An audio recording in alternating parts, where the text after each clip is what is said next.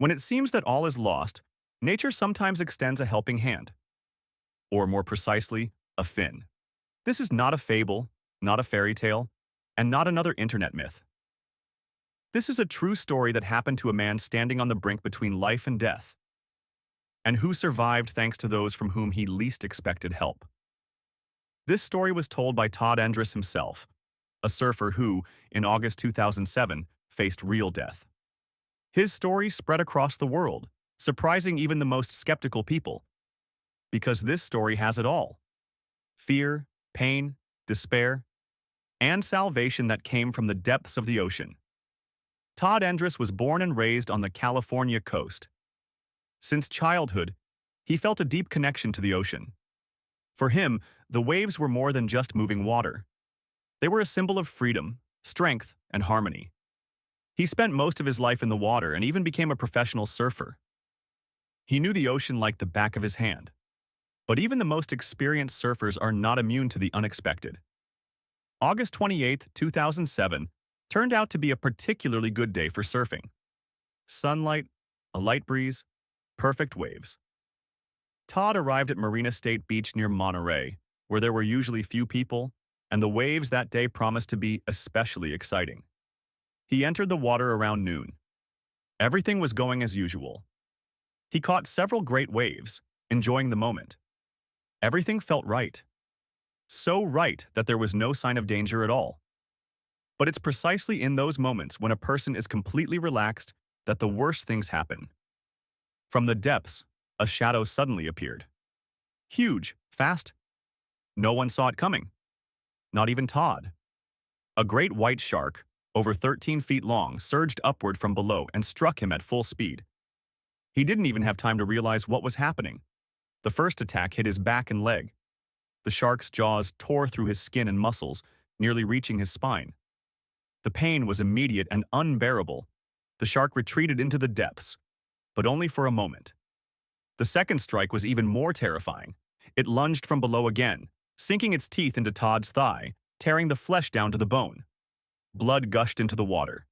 Todd tried to fight, but what could he do against a 3,000-pound predator acting on pure instinct? He realized, if the attack continued, he wouldn't survive.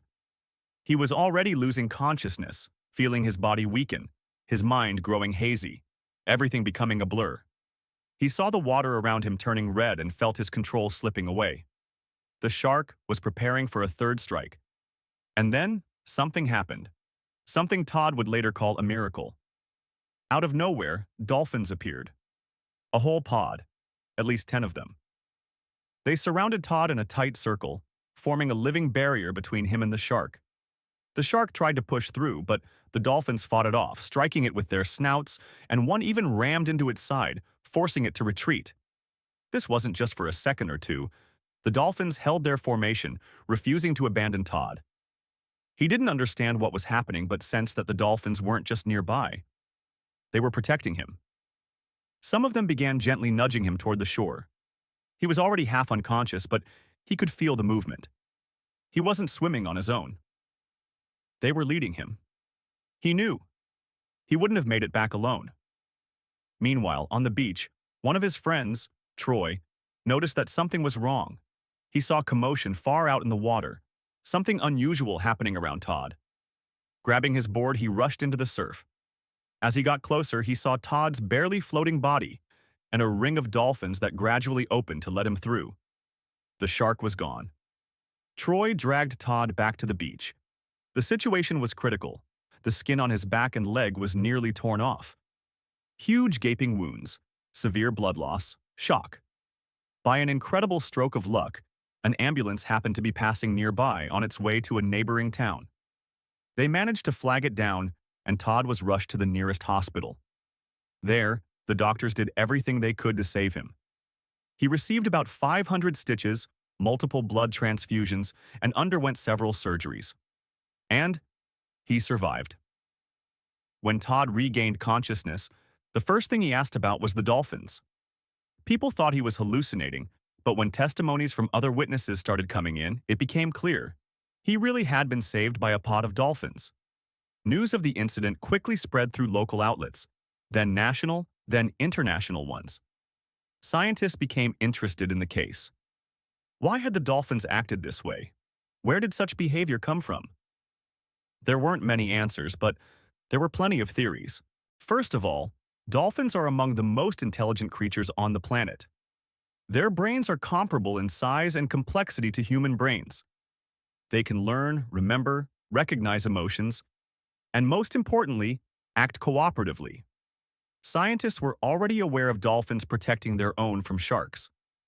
But there were also documented incidents where dolphins helped humans. In 2004, in New Zealand, a group of 4 dolphins protected swimmers from a great white shark, circling them until they could safely reach shore. In 2012, a woman in California lost consciousness while swimming, and a dolphin literally pushed her toward the shore, preventing her from drowning. Some researchers suggest that dolphins instinctively perceive humans as part of their social environment, especially in the water. Given how often dolphins interact with humans, in the wild, in aquariums, in research, they may have developed a sense of empathy. Or perhaps there are reasons beyond our understanding. Whatever motivated the dolphins that day, for Todd it was a clear sign. He had been saved for a reason. After recovering, he completely changed his life. He gave up extreme surfing but remained close to the ocean. He began participating in environmental projects, sharing his story, speaking at conferences and universities, helping organizations that protect marine animals. His story inspired thousands around the world. People wrote him letters telling him that his example helped them believe in miracles. And indeed, what could be more incredible than being saved from a deadly predator by a pod of marine mammals acting like a rescue squad? Today, Todd still lives near the ocean. Sometimes he walks along the shore, gazing into the distance and remembering. He says he can't stay long in the water anymore, physically and emotionally. But whenever he hears the splash of dolphins near the shore, his heart tightens. I don't know if they are the same ones who saved me, he says, but every time I see them, I silently say, thank you. This story is not just about survival. It's a reminder that humans are not alone on this planet, that we are surrounded by beings capable of kindness, understanding, and even heroism. And sometimes to be saved, you simply have to believe that hope still exists, even if it comes from the deepest parts of the ocean.